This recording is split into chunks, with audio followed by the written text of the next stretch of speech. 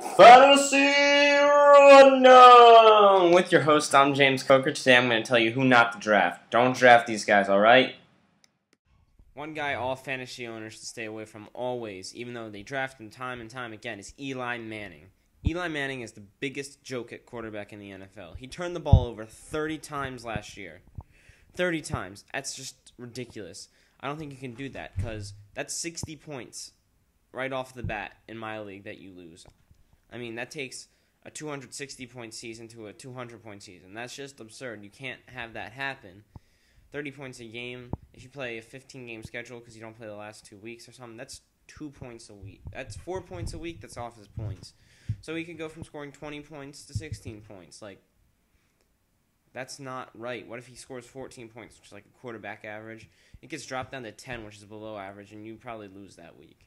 Don't draft Eli Manning. He turns the ball over too much. He doesn't have the wide receiver staff like he used to. Don't get me wrong. Manningham and Nix are good wide receivers, but he doesn't have that slot wide receiver anymore in Steve Smith. He went to the Eagles. Steve Smith was his catching machine. He had 100 catches one year, and he lost Plexico Burress a few years ago, and he hasn't been the same since because he hasn't had that target that he could just throw the ball up to and catch it. Manningham and Nix are definitely going to emerge as breakout stars, but those are his only two targets. He doesn't have a tight end. His starting tight end is Travis Beckham. Don't draft Eli Manning. He's not worth the points that he's going to lose. Second-round running back class is my dud at running back. They've got players like Peyton Hillis, LeGarrette Blount, Ahmad Bradshaw, DeAngelo Williams. I think all those guys are being overvalued right now. There's a few guys in the second round that I do like owners to draft, like Steven Jackson, Sean Green, Maurice Jones-Drew, and Frank Gore. I think those guys are going to have solid years. They always do. But the thing, Peyton Hillis wore down so much. His stats just went depreciated at the end of the year, and he didn't get over 100 yards in the last 3 or 4 games. And it was just a bad year for Peyton at the end of the year. We saw him start off strong, but I don't think he has the durability to carry out a full workload for running backs at the end of the season. Ahmad Bradshaw is going to be in a 50-50 timeshare with Brandon Jacobs, probably more towards Brandon Jacobs, actually. He's had a much better preseason than Bradshaw. Bradshaw has looked just average, and Jacobs has looked great, actually. Brandon Jacobs averaged 5.6 yards per carry and had a really good season, actually, last year. He was just overshadowed by Bradshaw because Bradshaw got a much more majority of the carries. But expect to see, actually, that majority to switch towards Brandon Jacobs again this year because the Giants are going to need a really pounding running game. Expect Bradshaw to be a third-down running back. Almost, maybe third and second, sometimes split second with Brandon Jacobs. But Brandon Jacobs will pound the ball up the middle most of the time, and I think he'll get the majority of the carries. And then the last running back that I was talking about, LeGarrette Blount. LeGarrette Blount caught 5 passes in the 13 games he started. You can't be an elite running back when you catch 5 passes. You need to be able to do everything now as a running back, and LeGarrette Blount just can't do that. So I think that LeGarrette Blount's really going to fall, because as soon as they start stuffing the line against LeGarrette Blount, I think that opens the lanes for Josh Freeman, but I don't think LeGarrette Blount will be the same because LeGarrette Blount really just went downhill. I mean, he didn't go downhill last year. He had a good season, but people are looking for that young running back role, and they're overdrafting for it because everybody wants the next Arian Foster. You can wait and get a Tim Hightower. That'll probably be the same value as LeGarrette Blount. And then there's also DeAngelo Williams. DeAngelo Williams is just old. He's banged up. He's probably going to get injured. Expect Jonathan Stewart to take over his starting role midway through the season and get the majority of the carries. And Jonathan Stewart's not going to look back. You saw in his first 2 seasons running over 1,000 yards and 10 touchdowns on average. Jonathan Stewart's going to take that role, and he's not going to look back. The only thing that I hate more than losing to the Dallas Cowboys is seeing a Dallas Cowboys player being overrated once again. This year, it's Dez Bryant. Dez Bryant is ranked in the top 50 in Yahoo rankings. This is absurd. Dez Bryant does not deserve to be there. With players outside even the top 60 like Maclin, Welker, Santonio Holmes, Kenny Britt, these guys are all better than Dez Bryant, I think. Brandon Marshall is ranked behind him, I think.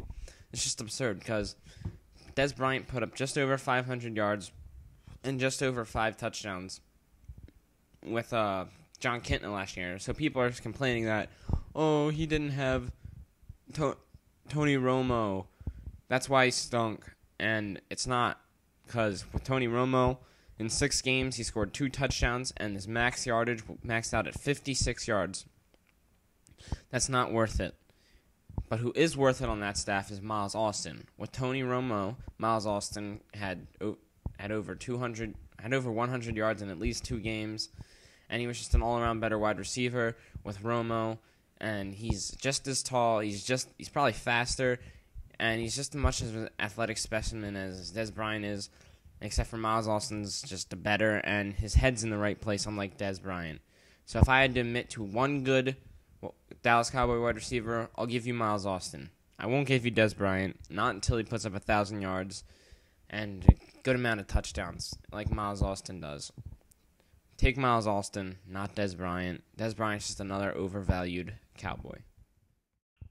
One thing I hate as a fantasy football owner is seeing people get drafted because they used to be good.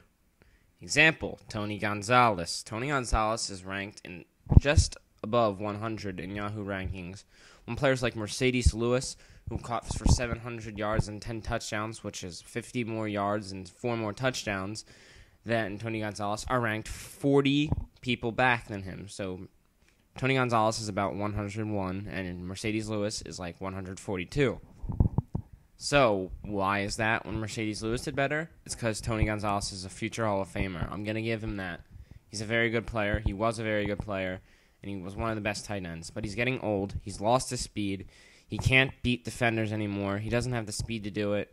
I'd much rather have Aaron Hernandez, Brent Selleck, Todd Heap, Brandon Pettigrew. Brandon Pettigrew did better than him last year, and he still goes after Tony Gonzalez. Tony Gonzalez's reputation just precedes him, and so he's being drafted because what he used to be. Don't draft people because what they used to be. Draft them for what they are now. And right now, he's just a washed-up tight end. He's good in the Atlanta system, and he's a good fit because he can block still, and he can catch a few touchdown passes, but he's not going to be an elite tight end like he's being drafted. Don't draft him as a tight end 1. Draft him as a tight end 2 if you're going to draft a tight end 2. If not, leave him out there. I'd much rather have you guys draft Selleck, Pettigrew, any of the young guys that are going to come up and be better than him. Thanks for watching the show, guys. Really hope you enjoy it. Please subscribe up there. Press that button that's like up right there. And if you have any questions, type them in the comment section below. And if you can't reach me that way, you can email them to me. The email's in the description, which is right above the comment section, which is like, yeah, you get where it is. Anyway, so write me an email, type me a comment, subscribe. Thanks for watching.